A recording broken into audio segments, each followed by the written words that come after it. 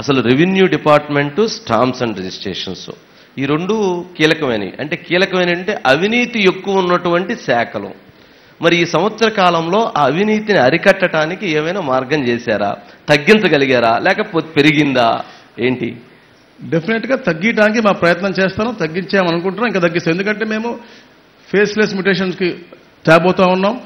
రాబోయే రోజుల్లో గ్రీవెన్స్ కూడా ఎలాగైతే మనకి ఇన్కమ్ ట్యాక్స్ లో ఉంటుందో ఇక్కడ ఉంటే అధికారి ఎక్కడికో వెళ్ళిపోద్ది ఎవరి దగ్గర, అట్లానే ROR కరెక్షన్స్ కూడా అట్లా ఫేస్ లెస్ వెళ్ళిపోవాలి, కాంటాక్ట్ లెస్ వెళ్ళిపోవాలనేది, ఆన్లైన్ వెళ్ళిపోవాలనేది ఒక ప్రణాళిక వేసుకుని వెళ్తాను. దాని మీదనే చెప్పాను, జియో పెట్టుకుని ఎప్పటికప్పుడు మేము మంత్లీ 2 సార్లు కూర్చుని దాని మీద అధ్యయనం చేస్తాను. డెఫినెట్గా టైం పట్టుద్ది ఏ మంచి కార్యక్రమం.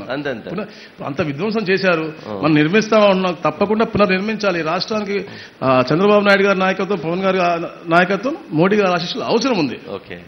చేస్తున్నారు, కానీ టైం పట్టుతుంది, వెంటనే ఓవర్ నైట్ చేయలేం కదా.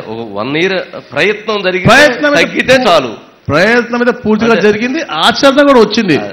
ప్లస్ మాకు బ్లాక్ చైన్ సిస్టమ్ లో రాబోయే రోజుల్లో రిజిస్ట్రేషన్, సర్వే అండ్ రెవెన్యూ 3 కూడా లింక్ అప్ 2 years లో మీకు వచ్చేస్తుంది, రిజల్ట్ వచ్చింది 100%. అంటే సాధ్యమైద్దా? అవినీతి అనేది పెరుగుతా ఉండిద్ది కానీ తగ్గియటం అనేటువంటిది సాధ్యమైద్దా అంటూ ప్రస్తుత ఈ రాజకీయ పరిస్థితుల్లో మీకు తెలుసు, నాకు తెలుసు, వారికి తెలుసు.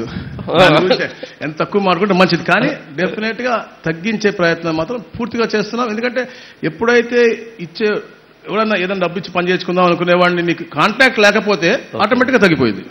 సో అలా మేము ఒక సిస్టమ్ క్రియేట్ చేస్తాం. అట్లాగే అసలు రిజిస్ట్రేషన్ శాఖలో రిజిస్ట్రేషన్కి వెళ్తే అక్కడ పైన ఒక రాజుగారు, చక్రవర్తి గారు కూర్చొని ఉంటారు, కింద అంతా ఉంటారు, ఆయన పేపర్లు తీసుకుని ఇసిరేస్తూ ఉంటాడు రిజిస్ట్రేషన్ పోయినప్పుడు. ఎందుకని అవన్నీ అక్కడ ఆ పోడియాలన్నీ దగ్గరికి ఉండి అవన్నీ తీసుకుని పగలగొట్టి ఎందుకు పక్కన పడేశారు ఏంటి? అంటే యాక్చువల్ చెప్పాలంటే నేను నా బ్యాక్గ్రౌండ్ కూడా రియల్ ఎస్టేట్ చేసేవాడిని హైదరాబాద్ లో. నేను ఎప్పుడు వెళ్ళినా రిజిస్ట్రేషన్ నాకు ఉండేది, నా డబ్బు, నేను రైతుది భూమి, అతనేం దొంగతనం చేసి తీసుకోలే ల్యాండ్, నేను కష్టపడి సొమ్ము నేను కొంటున్నాను. అక్కడ తీసుకుని వస్తే అతను అక్కడ నుంచి అతని పైన ఏదో కూర్చుని, అతనేం పెద్ద ఇదిగా ఆఫీసర్ కాదు, పెద్ద ఆఫీసర్ ఏం కాదు, అంటే there are different stages of అలాంటి జ్యుడిషియరీ పోస్ట్ అటువంటి పోస్ట్ కాదు. అతని ముందు మనం ఏదో దొంగలేసినట్టు వేలుముద్ర వేసి సిస్టమ్ ఎందుకు, ఒక ఫ్రెండ్లీ అట్మాస్ఫియర్ ఉండాలనేసి అప్పుడు మా చీఫ్ ప్రిన్సిపల్ సెక్రటరీ గారు సిసోడియా గారు ఉండేవాళ్ళు, వారు నేను కలిసి అనుకుని వెంటనే మేమే పర్సనల్ గా వెళ్ళి అన్ని నేలమట్టం చేసి ఒక ఫ్రెండ్లీ అట్మాస్ఫియర్ క్రియేట్ చేయడం కోసం మేము చేసినటువంటి. అంటే దాని వెనక ఏదో ఆలోచన ఉండింది. జనరల్ గా ముఖ్యమంత్రి గారికి అలా ఉండదు, గవర్నర్ గారికి అలా ఉండదు, CS గారికి అలా ఉండదు. మీరు ఇంత అడిగారు అవినీతి గురించి కూడా, అది కూడా తగ్గించే ఒక ప్రక్రియ. ఎందుకంటే ఆ గ్యాప్ ఎప్పుడు ఉంటుంది నిజంగా, 2-3 లేయర్స్ ఉన్నప్పుడు ఈ ప్రక్రియ పెరుగుతుంది.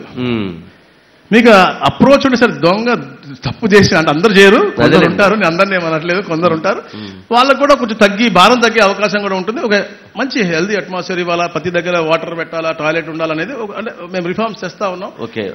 రాబోయే రోజుల్లో కొత్త బిల్డింగ్లు కట్టడం కోసం కూడా మేము ప్రణాళిక చేస్తున్నాం. ఓకే. అట్లాగే మంత్రి గారు జనరల్ గా 22A భూములు, చుక్కల భూములు, జనరల్ మీకు రోజుకు ఒక 1000 ఫోన్లు వస్తే 1000 ఫోన్లు 990 ఫోన్లు అవే ఉంటాయి. మీ ఆఫీస్కి వచ్చినటువంటి వాళ్ళు కూడా ఒక 1000 మంది వస్తే అందులో 990 మంది వాళ్లే ఉంటారు. అంటే ఒక కామన్ మ్యాన్, మీరు అన్నారు ఒక సగటు పేదవాడు, ఒక సామాన్యుడు, ఒక రైతు ఇటువంటి ఎదుర్కొని తిరగాలి అంటే అతనికి జీవితం అయిపోతుంది. అలాంటి వాటికి మీరు రెవెన్యూ సదస్సులు నిర్వహించారు. వాటి రిజల్ట్ ఎట్లా ఉంది? అవి సక్సెస్ అయినాయా కాలేదా? ఏమైనా పరిష్కరించబడ్డాయా, పరిష్కరించబడలేదా? దానికి కాలపరిమితి ఏమైనా ఉందా? రెవెన్యూ సదస్సులు దాదాపుగా మాకు అంటే 6th డిసెంబర్ నుంచి 8th జనవరి దాకా చేశాము. దానికి ఎక్స్టెండ్ కూడా చేశాము కొన్ని ప్రాంతాల్లో. 2,69,000 వచ్చినాయి మాకు. అన్నీ కూడా అడ్రస్ చేశాము. ఇది చేయగలము. నేను చెప్పేది అదే, నేను మా ఆఫీస్లో కానీ మా వ్యవస్థలో చెప్పేదంటే ఇది మనం చేయలేకపోతే ఎందుకు చేయలేకపోతున్నామో ఒక స్పీకింగ్ నోట్ ఇమ్మంటున్నా. స్పీకింగ్ నోట్ ఉంటే వాళ్ళు చూసి దానికి ప్రత్యామ్నాయం తెచ్చుకుంటారు. ఇది మీ తండ్రి సంతకం లేకపోతేనో, లేకపోతే వారు వీలునామా తప్పు రాశారో, లేదా ఏదో ఒకటి ఒక రీజన్ ఉంటుంది. Why the RDO or MRO is not doing this particular అనేది ఒక రీజన్ ఉంటుంది. ఆ రీజన్ రాసి ఇమ్మంటున్న వాళ్ళకి అట్లా కొంచెం ఒక కొలికైతే వచ్చింది డెఫినెట్ గా. Even officers are doing good job, but ఒత్తిడి మీకు తెలుసు. 365 రోజులు 365 కార్యక్రమాలు చేసాం ఏ డిపార్ట్మెంట్ అని చెప్తాను. అంటే నాకు 100% ఎడ్యుకేషన్ డిపార్ట్మెంట్ తీసుకోండి, ఇరిగేషన్ డిపార్ట్మెంట్ తీసుకోండి, ఎనర్జీ డిపార్ట్మెంట్ తీసుకోండి, మా డిపార్ట్మెంట్ తీసుకోండి, మీరు ఏదైనా చెప్పండి, ఆల్ డిపార్ట్మెంట్స్ ఆర్ఎన్పి మీకు 365 మంచి కార్యక్రమాలు చేస్తుంటాం, చెప్పగలం గర్వంగా మేము. ఓకే.